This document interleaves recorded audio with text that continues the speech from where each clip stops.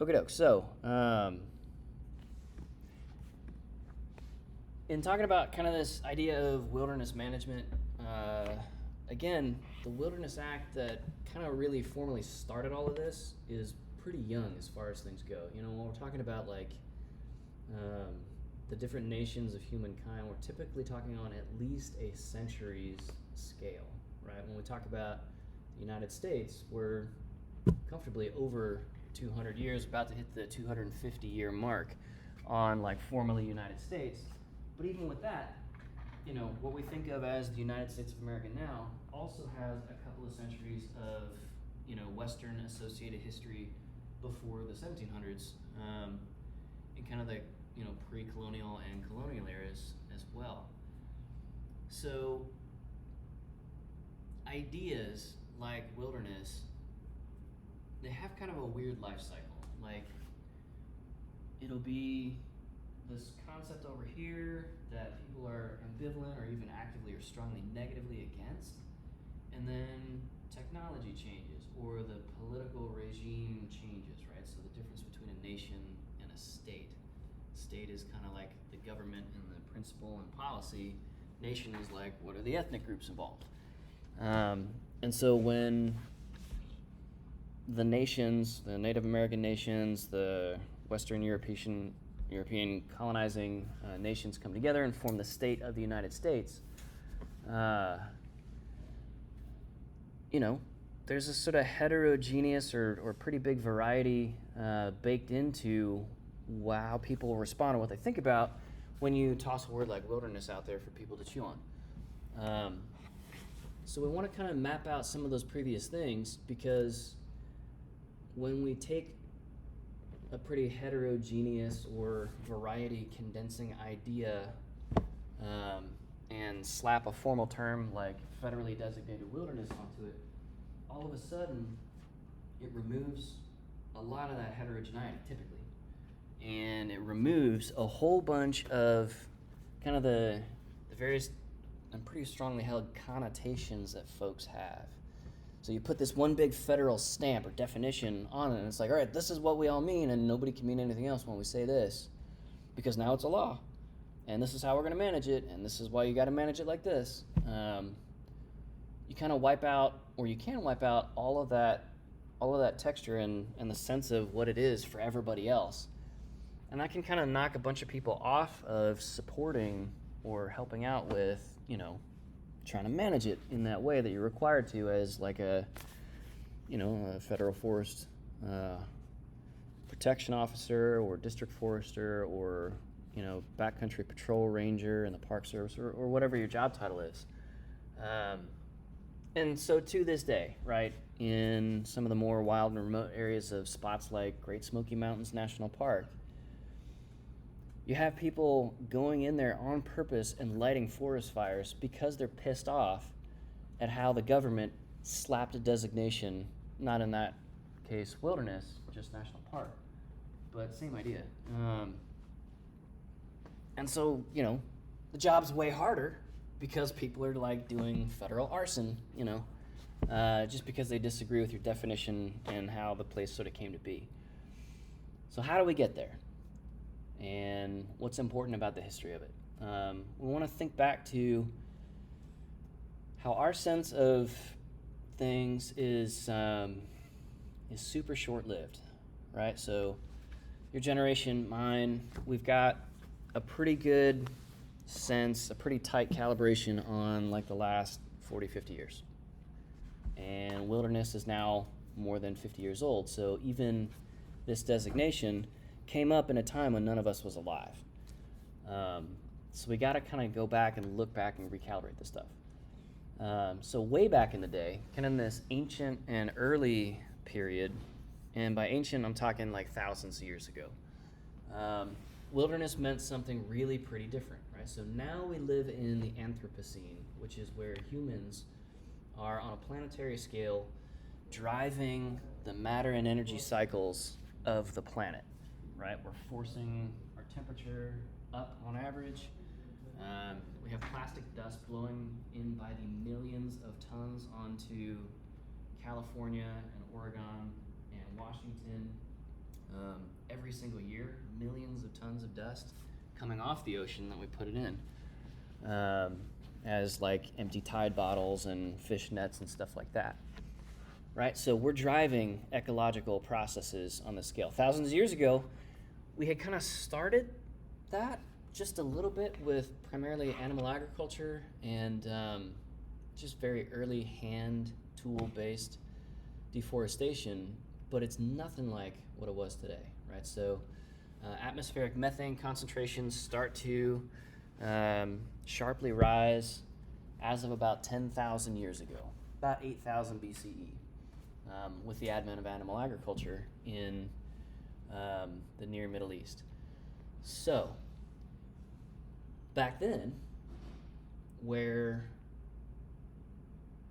we have mostly roving bands of human beings, nomadic, hunter-gatherer type, we could call them cultures, but not really societies. Wilderness isn't really a meaningful term because it's all wilderness, right? There's not even any villages, at least no long-term permanent villages that leave an archaeological trace. We get the very first of those around 17,000 years ago, as far as we can tell, 19 to 17,000 years back. Places like Göbekli Tepe in Turkey. And even that didn't initially seem to be like, this is like the first city where people live. It's like, this is like the religious resort center where everybody goes once a year. We make a bunch of sacrifices, probably all dance around naked and make a bunch of babies, and then go back to our nomadic ways because there's not enough food locally to hunt and gather around that spot to keep all these people alive. So with that, we got kind of this sense of the wild as not really safe, right? I mean, the quote that kind of captures what life was like for humans around that time is nasty, brutish, and short.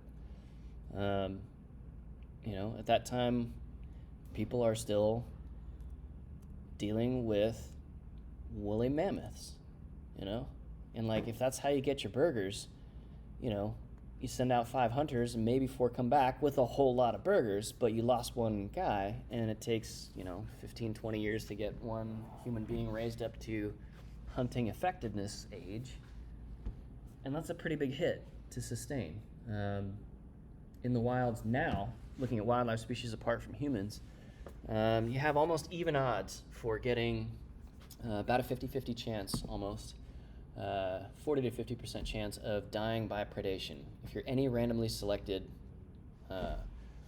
higher order organism, you got about a 40-45% chance that you're going to get eaten alive by something that's bigger than you with pointier teeth. And so for human beings, it's a little bit like that, right? So the idea of us being evolutionarily adapted to look out at the horizon and scan the horizon for a waving lion's tail coming closer to predate somebody in the village, or the fact that we are woken up from sleep by even very soft sounds that correspond to stalking predators. A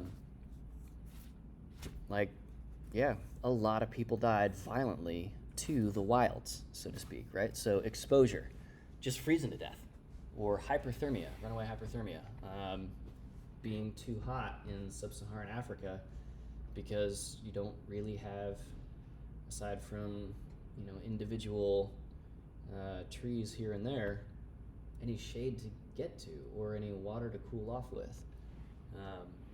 That was the human condition. And so the sense of wilderness back then is reflected in what little religious and sort of cave painting kind of thing record that we do have.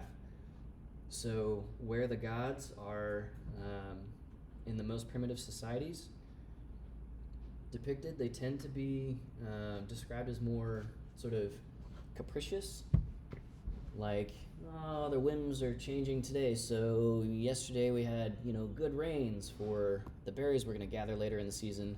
And today it's scorching sun. It's just changing weather patterns, but we explain that as gods. Those those early depictions of gods are not particularly complimentary of the gods, because it seems like early folks are kind of at the whim of those natural elements or gods or whatever it is. So the wilds in that case they're not really a good thing. It's just dangerous, right? Half or more of people are dying before age 5. Middle age is about 20 to 5 years old. If you make it to 40, you're an old person. And now that I'm 43, it's kind of depressing to talk about this, but by age 40, your teeth are worn down because you're eating unmilled grains and you're having to crack the hulls of everything that you eat. So your teeth are literally worn down and flat all the way across. Looks like somebody took a file across your teeth.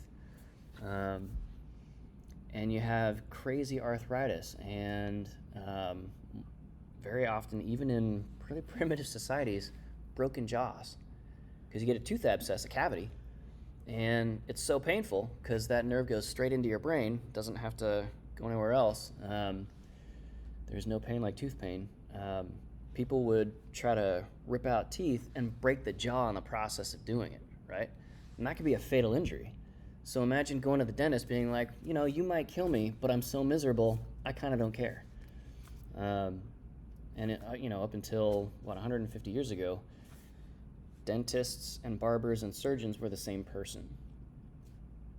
So, life was tough and different back then. And so we think about stuff like wilderness really pretty differently in that way. So our sense of wilderness these days doesn't map at all onto that. Some of us have a sense of wilderness of cool weekend trip. Let's go grab a couple of classmates or buddies. Let's go wander around for a couple hours. It's going to be a lot of fun. Or let's go grab a crash pad and, send some bouldering routes or whatever, and just have fun scrambling around on the rock, and then we'll come back to our hot showers and our restaurants and our ramen noodle cups and all this stuff. And it's just completely the opposite. If you have a bad day out there, that might be the end of you. You might just not make it back to the clan. You might just have to be left behind. Now, one of the very earliest evidences we have of human cultures is the human tendency or desire or drive to take care of each other. This is one of the things that defines culture, any kind of attachment or obligation to other people. So, for example, there's multiple burial pits that have been found where folks, before the invention of things like buildings, were burying their dead with things like flowers and trinkets, or religious fetishes or idols, or anything like that. One of the most famous burial sites has an aged individual who had a broken femur, and the femur was reset and healed before the person died. And a broken femur, you can't take care of yourself, right? You can't even move around to get to the bathroom. So somebody was taking care of that person and buried them when they did eventually pass away later after that femur break and recovery.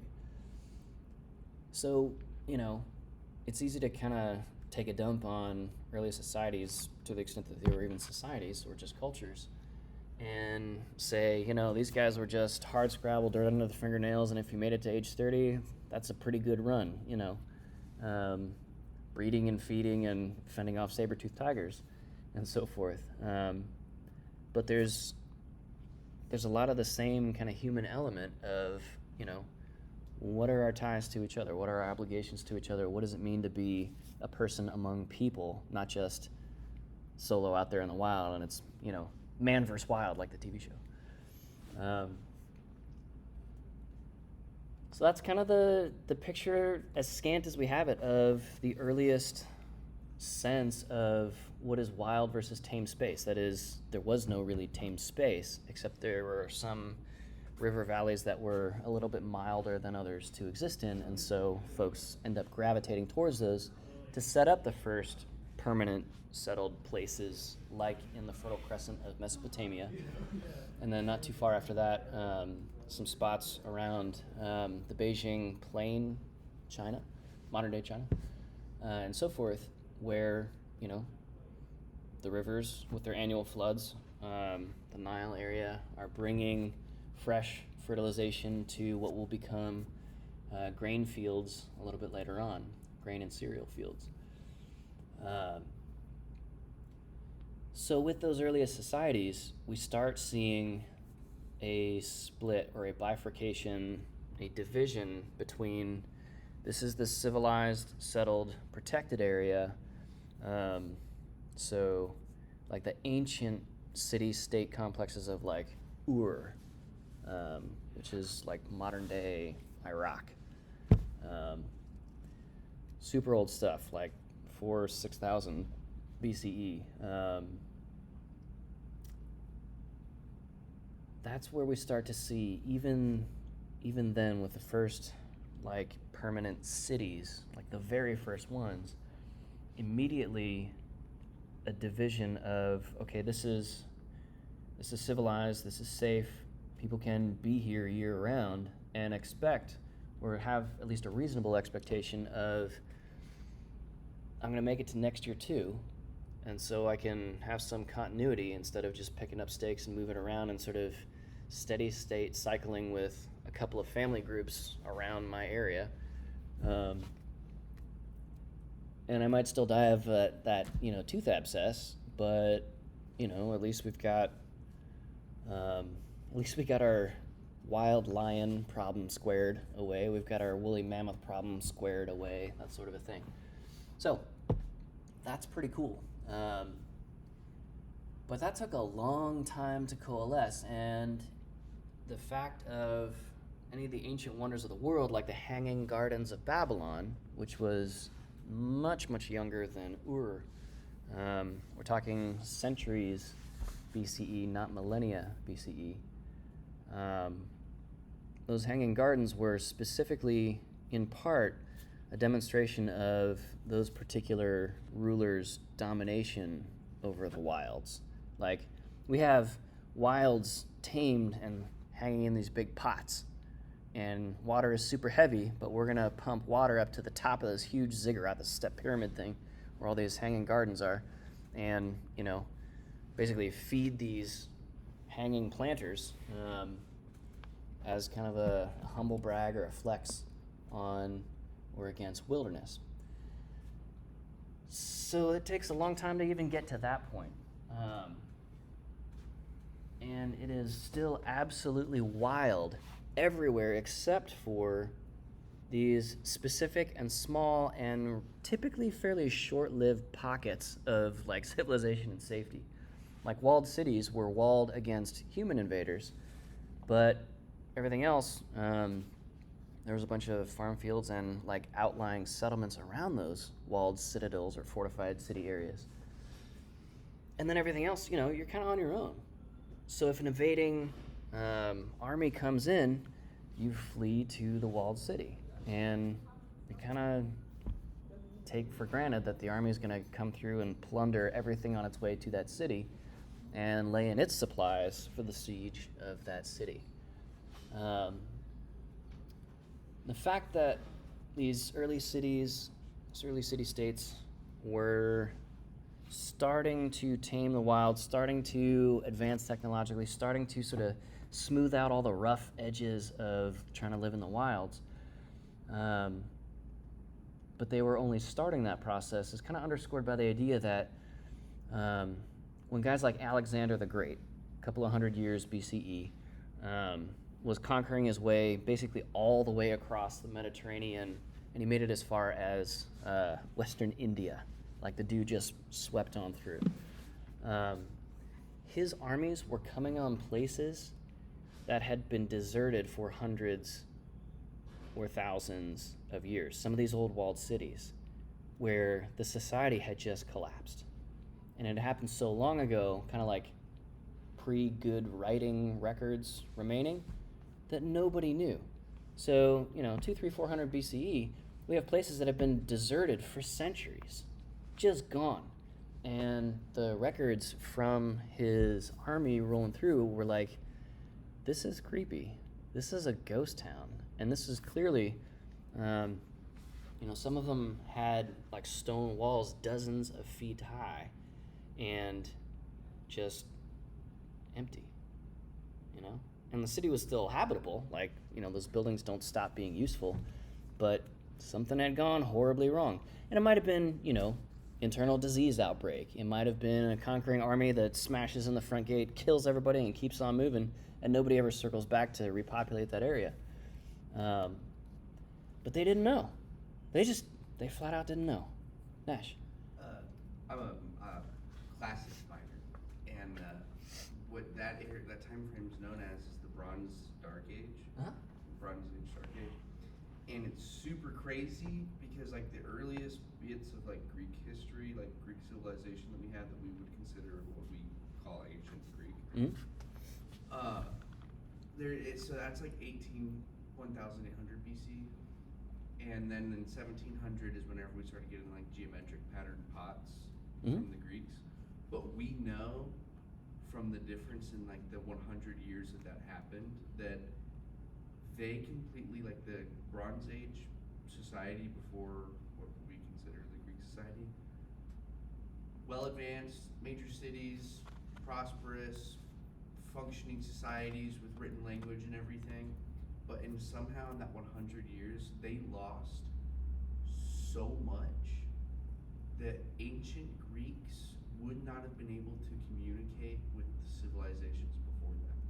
In 100 years. In 100 years, because they totally lost the ability to communicate. They lost the ability to read and write. And because we have like written records, and then it's like everything just collapses, and like the human society of like a Bronze Age type civilization had to like just completely starts restart. over. Yeah. It was crazy. Yeah. So that's like, for us, you see those old sort of choppy black and white, and it looks like it's the wrong speed, like those early movie files from the 1920s, or like World War I era stuff in the 19-teens. And it's like, okay, they have funny shaped mustaches and stuff like that, but they're still speaking English. And it's still even English kind of with the same accents we recognize now,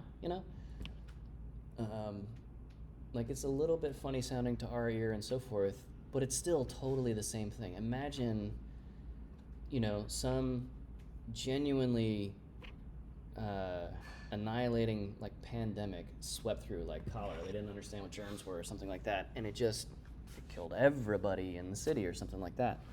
Or the cult temple prostitution practices gave everybody the same STD and wiped them all, or something like that. I don't know.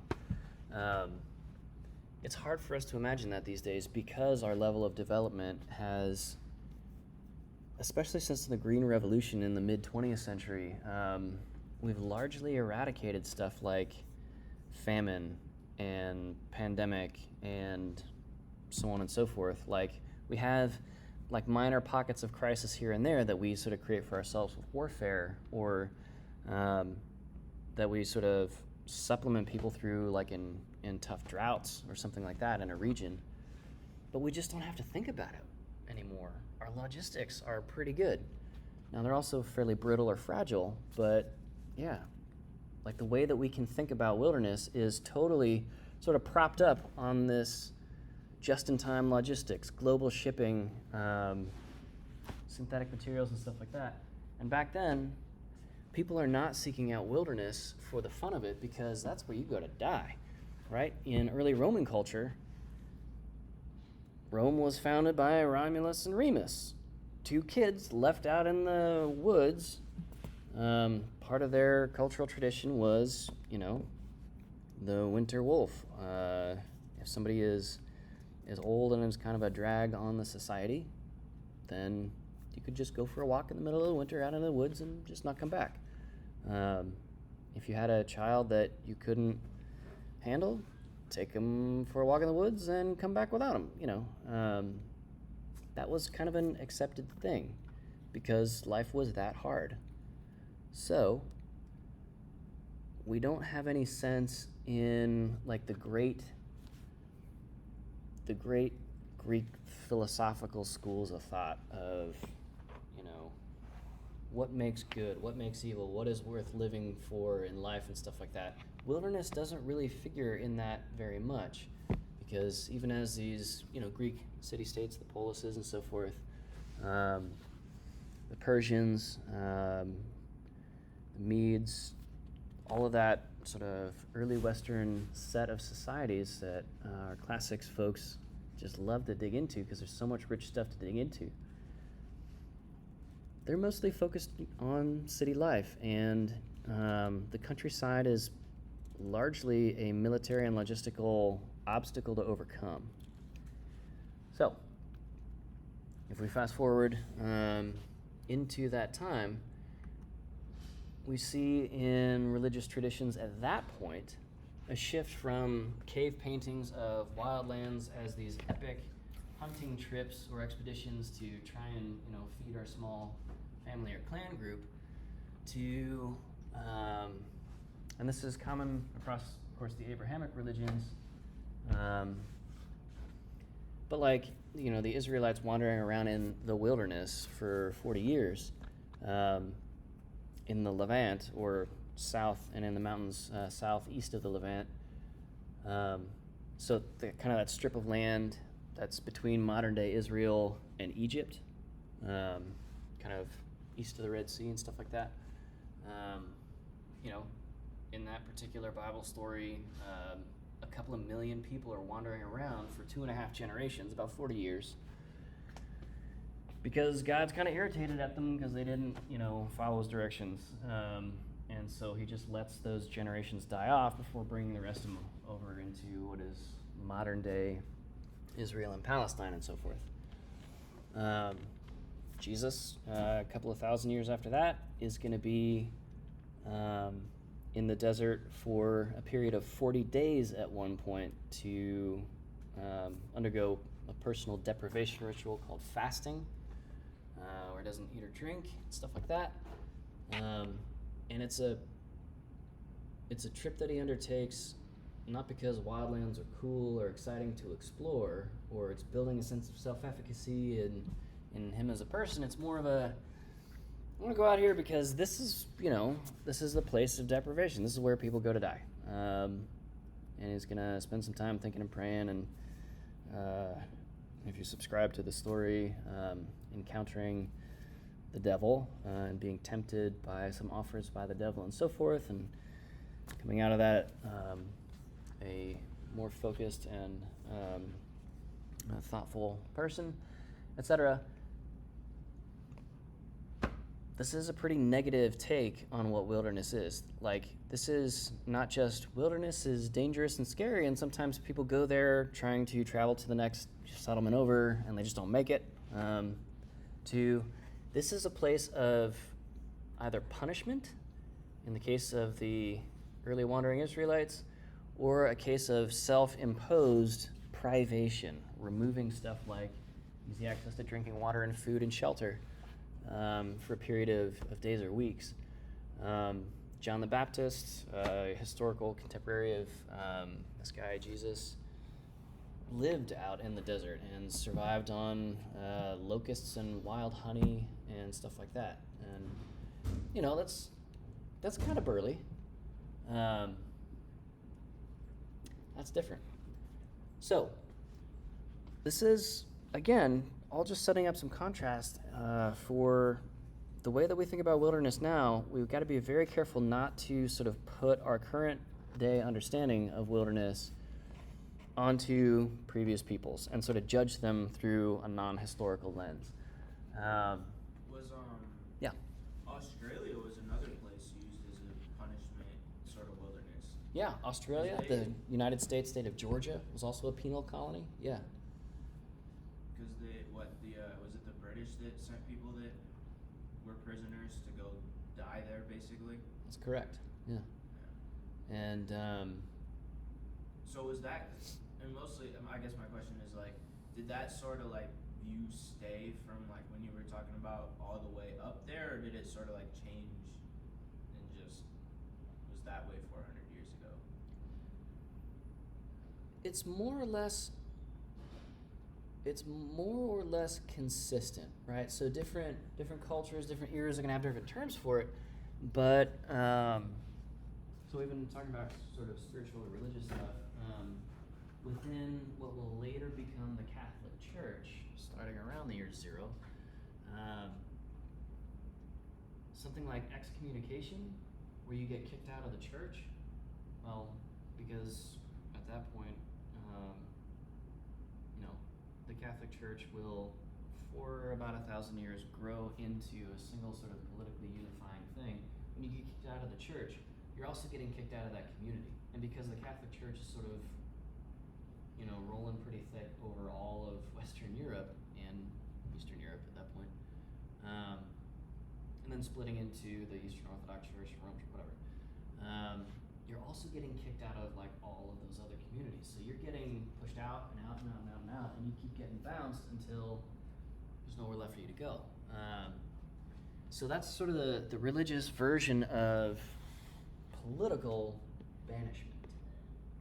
When somebody has done something that isn't quite so bad that we gotta murder him in the name of the state, execution, we just kick him out. And stripping away all of the comfort and safety and security and ease of living mechanisms that a society provides is kind of a soft death sentence, right? So, yeah, it's that hard. It is absolutely that hard. And, yeah, you're sort of conceptualizing it right. This is Napoleon gets banished to a remote island a couple of times. Before that, one of Jesus' 12 apostles, I think it's John, maybe one of the Johns, gets banished to the island of Patmos, I believe, which is like this tiny little island in the Mediterranean. And it's just like, it's this horrible little rocky spot. So just, he hasn't done anything to, warrant hanging him or slitting his throat or pulling him apart with 4 horses or whatever, however they used to do stuff back in the day. We'll just stick him out there, post a military guard, and kind of forget about him, We'll stick him in the wilds and let the wilds handle it, And that is functionally a death sentence. So we're going to contrast that against our modern sense of humane treatment of compromised populations like prisoners. These days, in the United States and in most any society, except for a notable few, even if you're in prison for life, you still have to be accorded certain things: food, shelter, medical care, human contact, right? Solitary confinement is considered a war crime against prisoners of war, or inhumane treatment by more progressive societies in terms of just like prison and stuff like that. So you have mass murderers like Anders Breivik, the hyper-conservative guy from Norway that blew up a bunch of people with a pipe bomb and then shot like 50 or 60 other people on like this summer camp island up there. He's in sort of quasi-solitary confinement, and he's bringing a lawsuit against the state of Norway in the European court, saying, I'm being treated inhumanely. I'm getting an hour with other inmates every 2 weeks, and that's inhumane. This is essentially torture, is his argument, legally. And he might win that case. So that's a pretty harsh posture or sense of what does wilderness mean for us. There's certainly not like a forest service of Ur or Babylon or Persia or Athens or Sparta or anything like that going out and trying to manage the forests of the wilds, for wilderness values like we do today. Completely different, just worlds different perspective on it. And that's fine. It is what it is. So we jump forward like 1,800 years to the establishment of the United States and stuff like that. And a huge change in how we think of land happens because we're going to copy paste most, but not all, of the European ideals of statecraft and society and resource management and all this stuff. But we're going to paste it onto a place that hasn't been developed for a couple of millennia into a whole bunch of farmland and like managed wood plots and stuff like that, like Europe has been. And so all of a sudden, for the first time, we've got the early technical expertise, we've got the person power, we've got the capital, like the money and investment ability to start setting aside some of these wild places while we're chopping and clear cutting everything else and mining and ranching, etc. And even by kind of the mid 1800s, Americans are starting to think, shoot,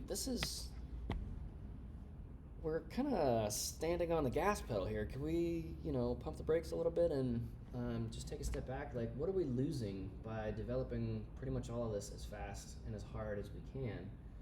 And gosh, all this newfound wealth, it sure is nice. We got to build houses for everybody. We got to make toilet paper. But, when does this hype train run out of steam? And so Walden Walden is shorthand for the title On Walden Pond, a short collection of essays by this guy Henry David Thoreau.